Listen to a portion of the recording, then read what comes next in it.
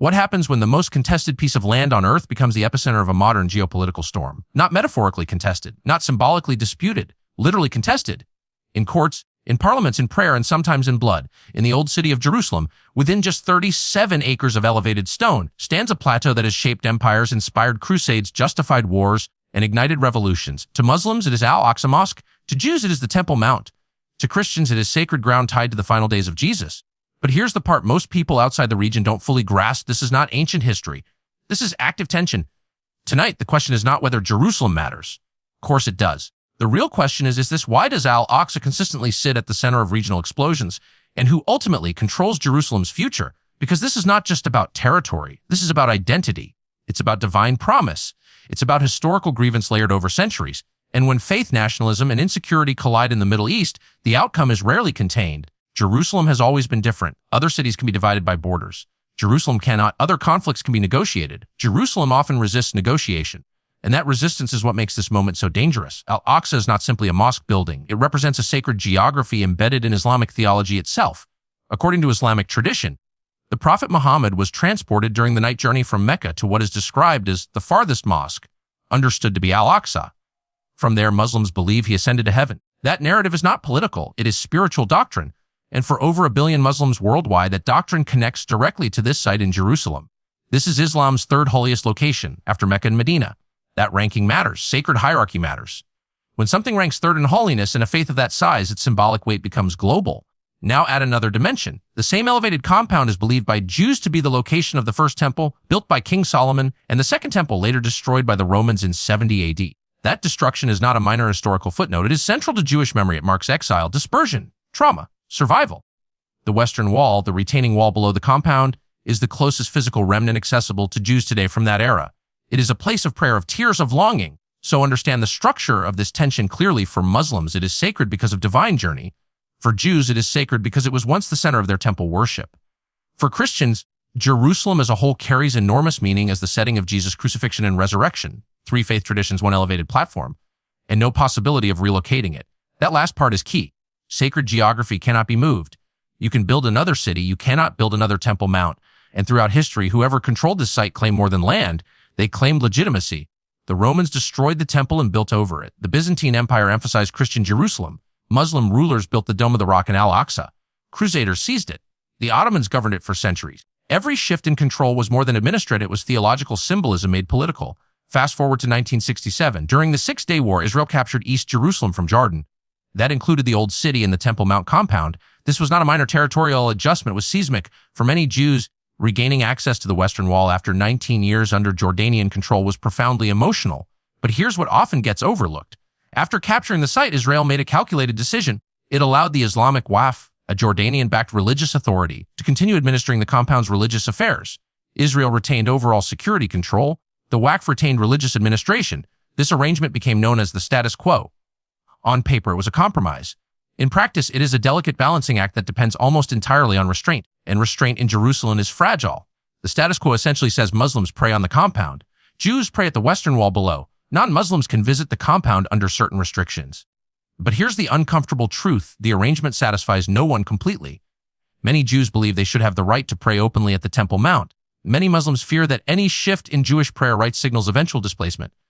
Each side views small changes as existential signals, and when sacred sites are involved, existential fear escalates quickly. Now consider this: Jerusalem is not governed in isolation. Every action taken there is amplified by regional media, religious leaders, political movements, and diaspora communities. If a gate is closed, it is reported globally within minutes. If a politician visits the compound, it becomes an international headline. If police enter the mosque compound for security reasons, the imagery alone can ignite outrage. This is what makes Al-Aqsa uniquely combustible. It is not only sacred, it is symbolically overcharged, and symbolism travels faster than facts. That's where modern technology changes the equation. In previous centuries, news of a dispute at a holy site might take weeks to spread. Now, a 15-second video clip can mobilize protests across continents within hours, which means the management of Al-Aqsa is no longer a local governance issue. It is a global perception issue. And perception, especially when tied to faith, becomes reality for millions. Sacred sites create zero-sum psychology. If one side gains visibility, the other feels loss. If one side increases access, the other perceives encroachment. There is very little room for symbolic neutrality. Political scientists call this sacred value protection. When something is considered sacred, compromise is seen not as diplomacy, but as betrayal. That's why arguments over prayer times entry gates or security procedures become explosive. To outside observers, these seem administrative. To believers, they feel civilizational. Now layer nationalism onto that sacred foundation. Modern Israeli identity is tied to historical connection to Jerusalem. Modern Palestinian identity is tied to resistance and preservation of Jerusalem's Islamic character. So when tensions rise at Al-Aqsa, they are not simply religious flare-ups. They are national identity flashpoints. And identity conflicts are notoriously difficult to resolve because they are not transactional. You cannot negotiate identity the way you negotiate trade. Which brings us to the present moment. Recent years have seen repeated confrontations around the compound, particularly during Ramadan, Jewish holidays, or politically sensitive periods. Each time the images circulate, each time the narratives harden, each time trust erodes slightly further. And erosion is dangerous because collapse rarely happens all at once. It happens gradually. The status quo survives because leaders on all sides fear the alternative. But fear is not the same as trust, and when fear becomes the only stabilizing force, the system becomes brittle. That brittleness is what observers are now watching closely because Jerusalem does not require a large spark. It requires a small one. Now let's move from history to the present moment, because history explains why this place matters, but it does not fully explain why tensions seem to surge again and again, often suddenly, often explosively. To understand that, you have to look at what's changed. And what hasn't. Over the past decade, confrontations at the compound have followed a recognizable pattern: a security incident, a police raid, clashes during Ramadan, restrictions placed on entry, a visit by a nationalist political figure. Then the cycle repeats. Each time, explanations diverge immediately. Israeli authorities frame operations as necessary security measures aimed at preventing unrest, stopping alleged stockpiling of fireworks or weapons inside the compound, or containing violent outbreaks before they spread. Palestinians and much of the broader Muslim world often interpret those same actions differently, as encroachment, as humiliation, as incremental erosion of control. The difference between those interpretations is not minor. It is foundational. One side sees law enforcement, the other sees violation of sacred ground. And here is where modern technology magnifies everything. When police enter a holy site, even for what authorities describe as security reasons, images circulate instantly. Short video clips stripped of context go viral within minutes.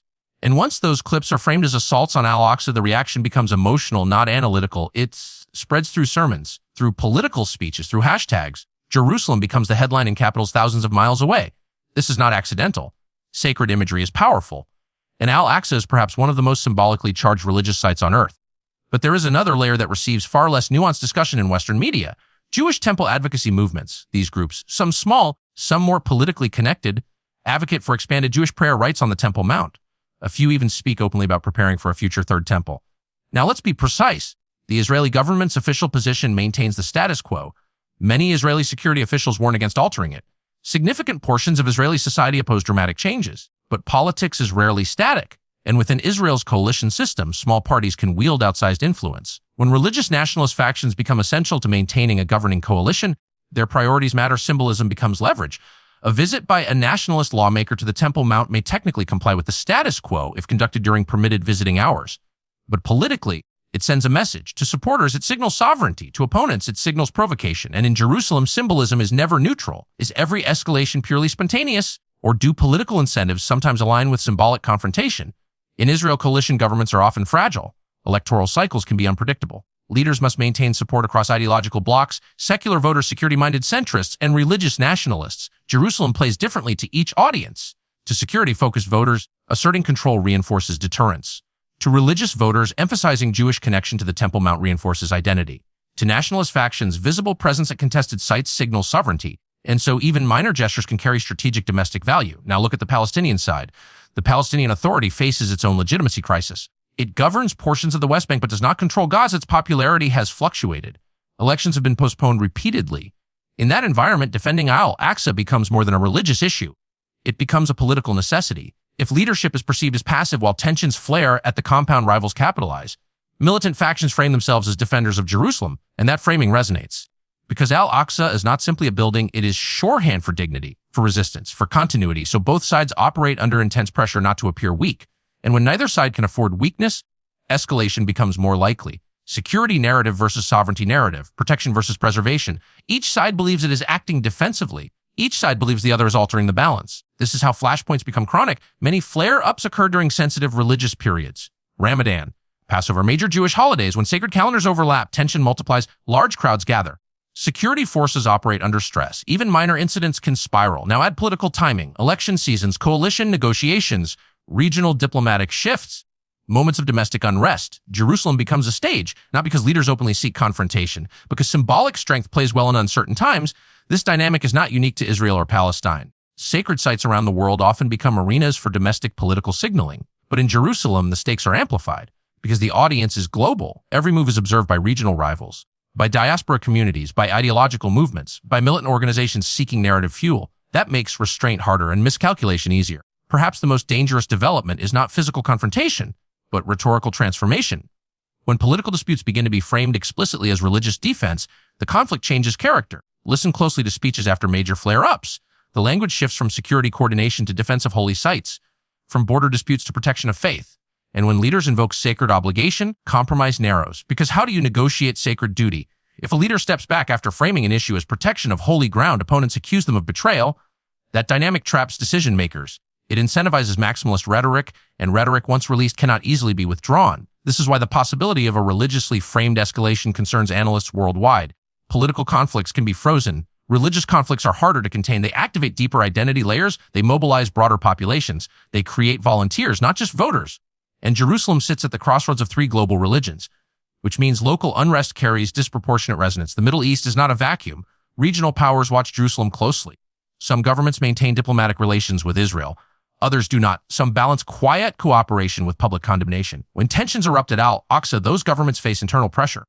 Public demonstrations, clerical statements, media campaigns. Leaders must calibrate responses carefully, condemn too softly, and they risk domestic backlash. Condemn too harshly, and diplomatic relationships suffer.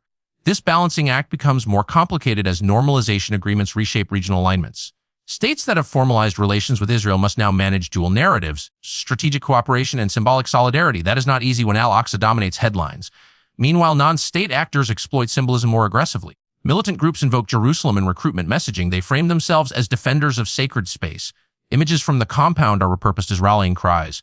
In the age of social media, symbolism is a weapon, and Al-Aqsa provides potent imagery. So what makes this moment different from previous cycles? Three factors. First, communication speed. Information, accurate or not, spreads instantly.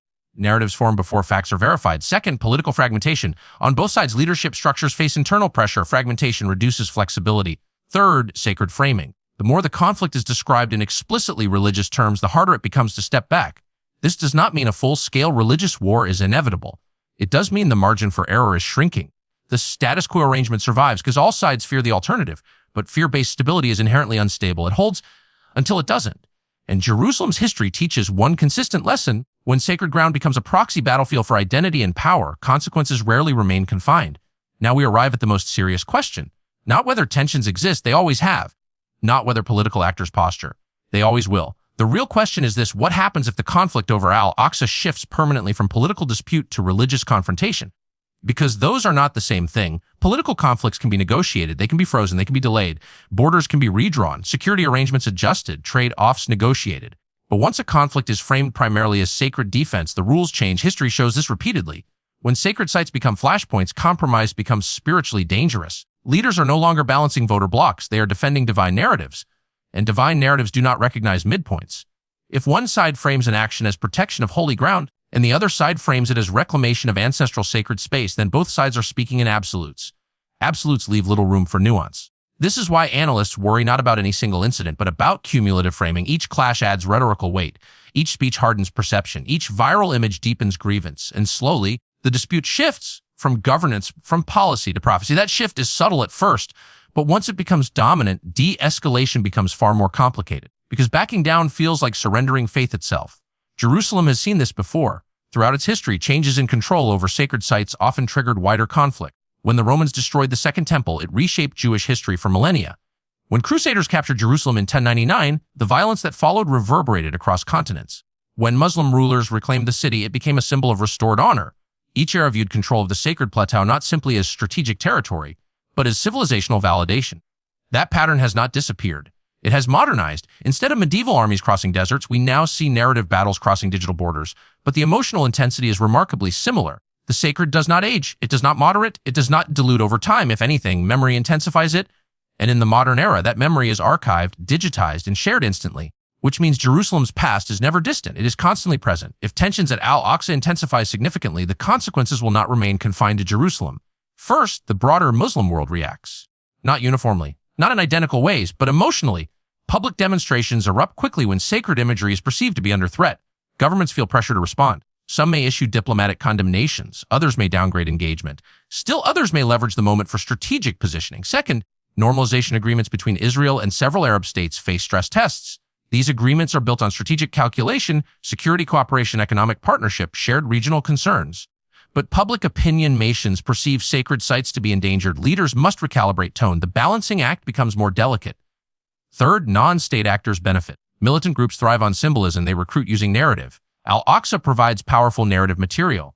A single incident can be reframed as proof of existential struggle. And once recruitment accelerates, fourth, Western societies feel ripple effects. Protests emerge in major cities, university campuses polarize, political debates intensify, diplomatic pressure mounts. Jerusalem does not stay in Jerusalem, it travels through media, through diaspora communities, through ideology, and because the site carries meaning for Christians as well, the reaction spectrum broadens even further. That is why, despite frequent flare-ups, there is often intense behind-the-scenes coordination to prevent total collapse of the status quo. Jordan maintains a custodial role through the Waqf. Israel maintains security oversight. Quiet channels attempt to de-escalate crises before they spiral, but coordination depends on trust, and trust is fragile. If either side begins to believe that incremental change is intentional, that the balance is slowly being altered, suspicion increases, and suspicion reduces cooperation. The most dangerous moments often occur not during visible crisis, but during accumulated mistrust. Because by the time visible crisis erupts, emotional reserves are already depleted. Is Al-Aqsa physically at risk? There is no credible evidence of imminent structural destruction. But physical destruction is not the only measure of risk. Political transformation is another. Gradual changes in access rules. Shifts in enforcement patterns. Symbolic visits, legislative debates. Each small development may appear administrative, but within sacred frameworks, they are interpreted existentially. The deeper risk is erosion. Erosion of restraint, erosion of ambiguity, erosion of red lines. The current arrangement survives partly because it is deliberately ambiguous. Clear ownership is politically explosive. Shared control is emotionally uncomfortable. So the system survives in tension. If ambiguity disappears, confrontation sharpens. What would full religious escalation look like? It would not necessarily begin with armies. It would begin with framing. A major incident interpreted as desecration. Clerical authorities issuing uncompromising declarations. Political leaders aligning rhetoric with religious absolutism. Protests expanding beyond borders. Militant actors launching attacks explicitly framed as defense of Al-Aqsa. Retaliation following. Cycle reinforcing itself. The danger is not merely violence, it is narrative entrenchment. Once millions of people internalize a conflict as sacred duty, de-escalation becomes politically hazardous. Leaders who attempt compromise risk backlash. Moderation is labeled betrayal. That is the tipping point analysts hope to avoid. Despite all of this, the status quo has endured for decades. Why? Because every serious stakeholder understands the alternative is worse. Israel understands that dramatic alteration would trigger regional backlash. Jordan understands that custodianship enhances its legitimacy. Palestinian leadership understands that total loss of access would be catastrophic. Regional governments understand that uncontrolled escalation destabilizes their own societies. So restraint prevails most of the time, not because everyone agrees, but because everyone fears collapse. Fear can maintain stability, but it cannot build peace. And that distinction matters. 37 acres of elevated stone in the heart of Jerusalem, 3 global religions, 2 national movements, multiple regional powers, and a digital world amplifying every moment. Is Al-Aqsa at risk? That depends on what you mean by risk. Physical annihilation.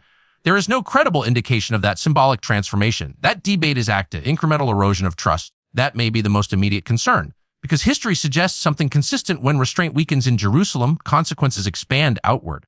The city has changed hands countless times across 3,000 years. Empires rose and fell over it. But one reality remains constant. Jerusalem magnifies everything.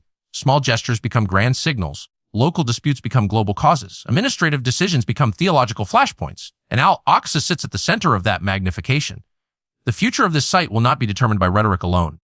It will depend on whether leaders prioritize stability over symbolism, whether security is balanced with sensitivity, whether sacred narratives are managed with caution rather than weaponized for advantage. Because once sacred ground becomes permanent battlefield ground, reversing course becomes exponentially harder. And that is the quiet truth beneath the headlines. The greatest danger may not be a dramatic event. It may be gradual hardening, gradual suspicion, gradual escalation of language, until one day a spark lands on ground that has already been drying for years. Jerusalem has always carried weight far beyond its size. And sometimes the smallest piece of land carries the heaviest consequences. That is why Al-Aqsa matters. That is why every movement there is watched. And that is why the world cannot afford to misunderstand what is unfolding on that hilltop.